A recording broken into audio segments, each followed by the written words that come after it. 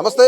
ప్రస్తుతం మనం ప్రజాభవన్లో అయితే ఉన్నాం. ఇక్కడ శంకర్ హిల్స్ బాధితులు ఎవరైతే ఉన్నారో దాదాపుగా 1982 రిజిస్ట్రేషన్ చేసిన ప్లాట్లు 3300 ఫ్లాట్లని ధరణి పేరుతో కొంత కబ్జా అయితే జరిగింది. గత ప్రభుత్వంలో జరిగిందని చెప్పేసి ఇక్కడికి చాలా మంది అయితే ఆ ఫ్లాట్స్ కి సంబంధించిన బాధితులు అందరూ వచ్చారు. ఇందులో చాలా పెద్దవాళ్ళు ఉన్నారు, పెద్ద ఏజ్ వాళ్ళు ఉన్నారు, అందరూ కూడాను. సో వాళ్ళతో మనం మాట్లాడే ప్రయత్నం అయితే చేద్దాం. సార్ చెప్పండి, ప్రధానంగా మీ ప్రాబ్లం ఏంటి, ఇక్కడికి రావడానికి రీజన్ ఏంటి?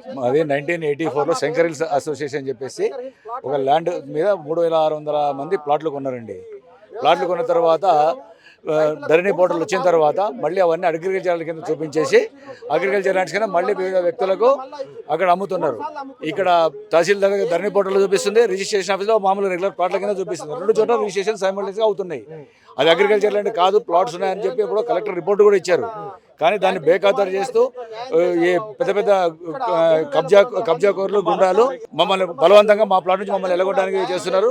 పోలీస్ కంప్లైంట్లు ఇస్తే వాళ్ళు కూడా వాళ్ళతో కుమ్మకే, వాళ్ళు కూడా మాకు అగైన్స్ట్గానే పనిచేస్తున్నారు. రిజిస్టర్ ఎంతకాలం అయింది? 1984 1982లో రిజిస్ట్రేషన్ అయింది సార్. అప్పటి నుంచి మా సేల్ డీడ్లు ఉన్నాయి, అన్నీ ఉన్నాయి సార్. కానీ రెవెన్యూ రికార్డులో ఉన్న లొసుగులను ఆధారం చేసుకుని కొంతమంది ల్యాండ్ గ్రాబర్స్ దీని మీద రెవెన్యూ అధికారులని వాళ్ళని మెయింటైన్ చేసుకుంటూ మమ్మల్ని నానా కష్టాలు పెడుతున్నారు సార్. 40 సంవత్సరాలు 42 సంవత్సరాల క్రితం లేవడు సార్ ఇది. ఈ రోజు వరకు కూడా డబుల్ రిజిస్ట్రేషన్ అంటే ఎంఆర్ఓ ఆఫీసులోనేమో ఎకరాల్లో రిజిస్ట్రేషన్ చేస్తారు, సబ్ రిజిస్టార్ ఆఫీసులోనే ప్లాట్లుగా రిజిస్ట్రేషన్ చేస్తారు సార్. రెండు రకాలుగా ప్రాబ్లం ఏంటంటే గవర్నమెంట్కి రెవెన్యూ మాత్రం వస్తుంది. గత ప్రభుత్వాలు ఏంటంటే రెవెన్యూ మీద దృష్టి పెట్టినాయి, కానీ సామాన్య ప్రజలు ప్లాట్ ఓనర్ దీని మీద మాత్రం దృష్టి పెట్టలేదు సార్. ఆ రోజు గ్రామ పంచాయతీ అప్రూవ్డ్ లేఅవుట్లో ప్లాట్లుగా చేస్తేనే సేల్ డీడ్లుగా మేము ప్లాట్లు తీసుకోవడం జరిగింది. ఈ రోజు వరకు కూడా మళ్ళీ మా రిజిస్ట్రేషన్లు అవుతున్నాయి ప్లాట్లు, కానీ మమ్మల్ని ప్లాట్లోకి వెళ్ళనీయకుండా కొంతమంది ల్యాండ్ గ్రాబర్స్, దాంట్లో ముఖ్యంగా జయేంద్ర రెడ్డి అండ్ ఎల్వి సుబ్బారెడ్డి వాళ్ళకి సంబంధించిన మనుషులు గత ప్రభుత్వంలో మీరు అడిగారా లేదా, అర్జీలు పెట్టారా? గత ప్రభుత్వంలో పలు వినతి పత్రాలు ఇచ్చాము, కలెక్టర్ ఆఫీసులకు వెళ్ళాము, అన్నిటికి వెళ్ళాం. వాళ్ళు ఏంటంటే హైకోర్టు నుంచి ఆర్డర్లు కూడా తీసుకొచ్చాము. ఎన్ని ఆర్డర్లు తీసుకొచ్చినా సరే వాళ్ళు తుంగలో దొక్కి కొంతమంది అధికారులని అంటే రెవెన్యూ అధికారులని ఇటు పోలీసుని మెయింటైన్ చేసి మా మీద తీసుకొచ్చి మా మీదే ఎఫ్ఐఆర్లు చేస్తున్నారు సార్. మేము హైకోర్టు ఆర్డర్ తీసుకొచ్చి ప్లాట్లు రీఫిక్సింగ్ చేసుకుంటుంటే వాటిని కూడా గుండాల సాయంతో పగలగొట్టడం జరుగుతుంది సార్. ఈ మొత్తం కూడా ఇది అన్నిటికీ కూడా ఇప్పుడు కొత్తగా వచ్చిన ప్రభుత్వం మా మీద ఒక ఎంక్వైరీ సిట్టింగ్ జడ్జితో కానీ రిటైర్డ్ జడ్జితో కానీ ఎంక్వైరీ చేసి దీని మీద ఒక కమిషన్ వేసి కనుక ఎంక్వైరీ చేస్తే ఈ రెవెన్యూలో ఉన్న అక్రమాలన్నీ బయటపడి మా ప్లాట్ ఓనర్స్ దాదాపుగా 3333 ఫ్యామిలీస్ అంటే 20,000 మందికి సంబంధించిన బాధ సార్. వీళ్ళందరూ కూడా ఇలాంటి వాళ్ళని ఎదుర్కొనే పరిస్థితి లేదు. గత ప్రభుత్వంలో జరిగిన ఇబ్బందులు అంటే వీళ్ళందరినీ తీసుకొచ్చి వీళ్ళందరూ ఇబ్బంది పెట్టిన పరిస్థితి ఉంది. మనం చూస్తున్నాం పెద్ద వయసు ఉన్న వాళ్ళు కూడా ఇక్కడికి చాలా వచ్చారు. సో వాళ్ళతో మాట్లాడదామా. చెప్పండి, ఈ వయసులో కూడా మీరు ఇక్కడికి వచ్చారు, ఏంటి అసలు ఎందుకు ఇంత ఇబ్బంది పడుతున్నారు? చాలా కష్టపడి కొనుక్కున్నామయ్యా. గ్లాస్ ఫ్యాక్టరీలో పనిచేశాను నేను, చెయ్యి కూడా పోయింది. ఆ డబ్బులతో కొనుక్కున్న ప్లాట్ ఇది. ఇప్పటికే నేను చచ్చిపోయేలోపన్నా కనీసం రేవంత్ రెడ్డి గారు అన్నా ఇప్పిస్తారేమో అని ఆశతో ఇక్కడికి వచ్చాం. 83లో కొనుక్కున్నామయ్యా. నేను దాదాపు 36 ఇయర్స్ నుంచి ఎక్కడ అసోసియేషన్ ఆఫీస్ ఉంటే అక్కడికి తిరిగేదాన్ని. ఇదిగో అయిపోతుంది అదిగో అయిపోతుంది అంటమే కానీ మాకు అసలు ఏ విధమైన న్యాయమో ఇంతవరకు ఎవరూ చేయలే. పోలీస్ స్టేషన్ గచ్చిబౌలికి వెళ్ళామంటే సిఐఓ ఎస్ఐఓ మీ మీద ఎఫ్ఐఆర్లు బుక్ చేస్తాం పండి, వాళ్ళకి ధరణిలో ఉంది అంటున్నారు. మరి ఏం చేయాలో మాకు అర్థం కావట్లా. ఇప్పుడు రేవంత్ రెడ్డి గారు మాకు న్యాయం చేస్తారని చాలా ఆశగా ఇక్కడికి వచ్చాం.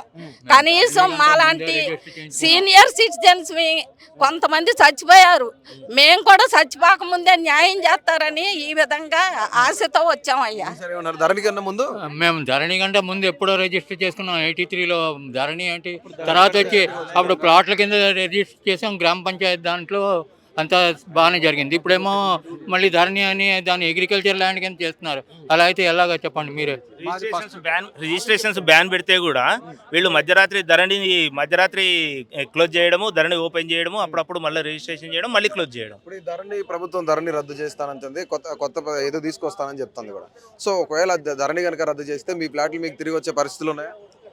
ఖచ్చితంగా అండి. రెవెన్యూ ప్రక్షాళన చేస్తే ఇది ఏదైతే ఉందో రెవెన్యూ ప్రక్షాళన చేస్తే ఏమవుతుందంటే భూమి డబల్ రిజిస్ట్రేషన్ కాకుండా ఉంటుంది.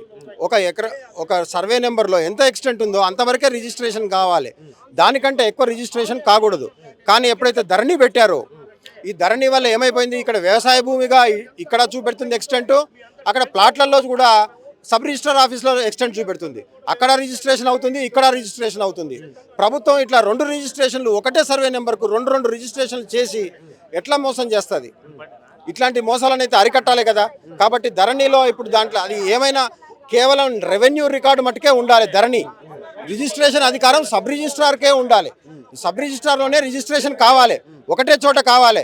ఇట్లా 2 చోట్ల దుకాణాలు పెట్టి ఒకరికి తెలవకుండా ఇన్ఫర్మేషన్ లేకుండా ఇట్లా చేసి మన అమాయకులైన ప్రజల ఆస్తిని ఇట్లా కొట్టేయడము సరి అయిన పద్ధతి కాదు. గత ప్రభుత్వంలో ఎన్నిసార్లు కూడా వాళ్ళ యొక్క దృష్టికి తీసుకొచ్చినప్పటికి కూడా వాళ్ళకు నిమ్మకు నీరెత్తినట్లుగానే ఉన్నారు, ఎప్పుడు కూడా పట్టించుకోలేదు. వాళ్ళు మాఫియాకు కొమ్ము కాశారు. గత ప్రభుత్వము ల్యాండ్ మాఫియా ధరణి పెట్టి మా ప్లాట్లను మొత్తం కూడా పూర్తిగా కబ్జా చేసే ప్రయత్నం చేసింది. అంతేగాని వీళ్ళు సామాన్య ప్రజలు వాళ్ళ భూమి వాళ్ళకి చెందాలి అన్న దృష్టి లేదు. రైట్, ఇక్కడంతా కూడాను చాలా మిడిల్ క్లాస్ పీపుల్, వీళ్ళందరూ కూడాను చిన్న చిన్న ఉద్యోగాలు చేస్తూ ఇక్కడికి వీళ్ళందరూ ఫ్లాట్లు కొనుక్కున్న వాళ్ళు. దాదాపుగా 40 ఏళ్ల నుంచి వాళ్ళు కొనుక్కున్న ఫ్లాట్లను కూడాను ధరణిలో పెట్టి వీళ్ళు ఇబ్బంది పెట్టడం జరిగిందని కూడా చెప్తున్నారు. అమ్మా చెప్పండి. పోలీస్ స్టేషన్లో లో లెవెల్ వాళ్ళని వాళ్ళు మెయింటైన్ చేసి హై లెవెల్ వాళ్ళకి నిజమేంటో తెలియనీయకుండా చేసి మా మాట విననీయకుండా చేసి మా ల్యాండ్లో మేము స్టోన్స్ రీఫిక్సింగ్ కూడా చేసుకొనివ్వట్లా, లేడీ గుండాలతో సహా పంపిస్తున్నారు. మరి మేము భయభ్రాంతులకు గురవుతున్నాము. లైఫ్ థ్రెటనింగ్లో పడిపోయింది, ల్యాండ్ పోయింది, ఏం చేయాలో అర్థం కాని పరిస్థితిలో ఉన్నాం. కాబట్టి రేవంత్ రెడ్డి గారు దీన్ని క్షుణ్ణంగా పరిశీలించి మేమేమి దొంగతనంగా మాకు కానిది మాకు ఇప్పిమని అడగటం లేదు, మాకు న్యాయబద్ధంగా ఇప్పిమని మాత్రం అడుగుతున్నాం. రైట్, అది గత ప్రభుత్వంలో ధరణి పేరుతో జరిగిన మోసం అని కూడా వీళ్ళు చెప్తున్నారు. చెప్పండి. ఒకే ల్యాండ్ని రెండు ప్లేస్లో ఎట్లా రిజిస్ట్రేషన్ చేస్తారు? ఒకటేమో సబ్ రిజిస్ట్రార్ దగ్గర 5 ఎకరాల్లో గజాల్లో చేస్తున్నారు, మళ్ళీ ఎంఆర్ఓ గండిపేట దగ్గర ఎకరాల్లో చేస్తున్నారు.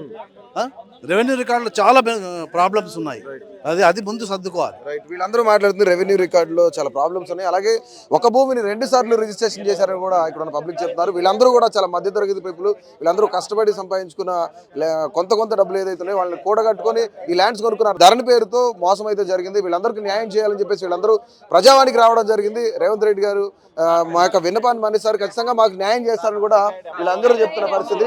ఇక్కడున్న రిటైర్డ్ ఎంఆర్ఓ గారు వీళ్ళలోనే ఒకరు ఉన్నారు, మనం మాట్లాడదాం. సార్ చెప్పండి, ఏంటి అసలు ఓవరాల్ గా రెవెన్యూ డిపార్ట్మెంట్ కి సంబంధించి ఎట్లా జరుగుతుంది ఇదంతా కూడా? వట్టినాగలపల్లి లోపల 33 సర్వే నెంబర్లో మా జీపీఏ తీసుకొని, రమణేష్ చౌదరి జీపీఏ తీసుకొని ప్లాట్లు వేసి రంగారెడ్డికి జీపీఏ ఆథరైజ్ చేస్తే రంగారెడ్డి మొత్తం 83లో మొత్తం లేఅవుట్ చేసి రిజిస్ట్రేషన్ చేసిండు. చేసినాక అది మొత్తం టోటల్గా లేఅవుట్ కిందనే ఉన్నది. లేఅవుట్ కింద ఉంటే 1971లో పట్టదారు పాస్బుక్ అని ఒకటి యాక్ట్ వచ్చింది, అమెండ్మెంట్ వచ్చింది. అమెండ్మెంట్ ఇచ్చినాక మళ్ళీ ఆ రైతులకు పాస్బుక్లు ఇవ్వడంతో ఆ రైతులంతా మళ్ళా ల్యాండ్ వేరే వాళ్ళు మా ల్యాండ్ మాఫియాకు అందరికీ అమ్మడం స్టార్ట్ చేసినాక అప్పటికి మేము కోట్లకి వేసేసినాం. మళ్ళీ ల్యాండ్ ఓనర్స్కు డబ్బులు సరిపోలేదంటే మళ్ళీ డబ్బులు ఇచ్చేసి కాంప్రమైజ్ చేసుకొని వాళ్ళకు అమౌంట్ కూడా పేమెంట్ త్రూ లోకల్ అదాలత్లో కేసు వాళ్ళకి డబ్బులు ఇచ్చినాక మొత్తం ప్యూరిఫికేషన్ ఆఫ్ రికార్డ్ అని 2017లో మాకు రెవెన్యూ రికార్డ్ అప్డేట్ చేసిర్రు. ప్యూరిఫికేషన్ రికార్డ్ చేసి మాకు శంకరీశ్వర్ రాసేసారు. అంతకుముందు కూడా 3 జాయింట్ కలెక్టర్ సైట్ విజిట్ చేసి ఇది శంకరీష్ ప్లాట్స్ ఎవరికి రిజిస్ట్రేషన్ చేయొద్దు అంటే ఈ తర్వాత ఈ ధరణి వచ్చిన తర్వాత జయేంద్ర రెడ్డి 86లో వేసుకున్నాడు. 2006లో మాఫియా 75 ఎకరాలు 85 ఎకరాలు రిజిస్ట్రేషన్ చేసుకొని నేను Jayendra Reddy, LV Subba Reddy maximum try చేస్తున్నాం మమ్మల్ని డిస్పోజ్ చేయాలని. కాబట్టి మళ్ళీ 2017లో ప్యూరిఫికేషన్ ఆఫ్ రికార్డ్ అయినాక ప్యూరిఫికేషన్ రికార్డ్ అయిపోయాక మా శంకరీశ్వర్ మొత్తం పేర్లు రాసినాక ధరణి వచ్చే వరకు ధరణి రావడం మాకు అన్యాయం జరిగింది. ధరణిలో మా శంకరీశ్వర్ ప్లాట్ తీసేసి మళ్ళీ ఎవరైతే 83లో పట్టదారులు వాళ్ళ పేర్లు రాసిండ్రు, వాళ్ళ పేర్లు రాసి వాళ్ళ సక్సెస్ దీనికి సంబంధించిన పట్టాలన్నీ మీ దగ్గర ఉన్నాయా? ఉన్నాయి. అందరి 3,300 మందితోటి మా దగ్గర డాక్యుమెంట్ సేల్ డీడ్స్ ఉన్నాయి. అంటే ఇప్పుడు ఆ 3,300 ఫ్లాట్స్ అన్ని కూడాను ఎంత రేట్ ఉండదు? 460 ఎకరాలు మొత్తం 466 ఉంటుంది. ఫస్ట్ రిజిస్ట్రేషన్ మాకే ఉన్నది. ఫస్ట్ రిజిస్ట్రేషన్ మాకే 100 కోట్లు ఉంటుంది. Government value 14,200 government value per yard. అక్కడ మాకు చాలా అన్యాయం జరుగుతుంది. గత ప్రభుత్వము బాగా మోసం చేసింది. గత ప్రభుత్వము కూడా అక్కడ వేరే వాళ్ళను కంపెనీలను పెట్టుకొని మీకు 150 గజాలు ఇస్తాము, మీరు వెళ్ళిపోండి, లేకపోతే మీకు ల్యాండ్ ఉండదు అని కూడా మాకు హెచ్చరించారు. మాకు గత ప్రభుత్వంలో జరిగిన అన్యాయానికి దయచేసి రేవంత్ రెడ్డి గారు ఇంట్రెస్ట్ తీసుకొని మాకు న్యాయం చేయాలని కోరుతున్నాం సార్. అది గత ప్రభుత్వంలో ధరణి పేరుతో జరిగిన మోసం అని కూడా చెప్తున్నారు. ఇది దాదాపుగా 460 ఎకరాల పైనే ఈ ల్యాండ్ అంతా ఉంది. దాదాపుగా 1000 కోట్లు. ఇదొక స్కామ్ అని చెప్పుకోవచ్చు, మరొక పెద్ద స్కామ్ అని చెప్పుకోవచ్చు ధరణి పేరుతో. వీళ్ళందరికీ న్యాయం చేయాలని చెప్పేసి ప్రజలందరూ కూడా కోరుకుంటున్న పరిస్థితి ఉంది. వీళ్ళందరూ శంకర్ హిల్స్ బాధితులందరూ కూడా కోరుకుంటున్న పరిస్థితి ఉంది. కెమెరా పర్సన్ రంగాతో Vasanth, KTV Telugu, Prajavani. Please subscribe to KTV Telugu. KTV Telugu channel.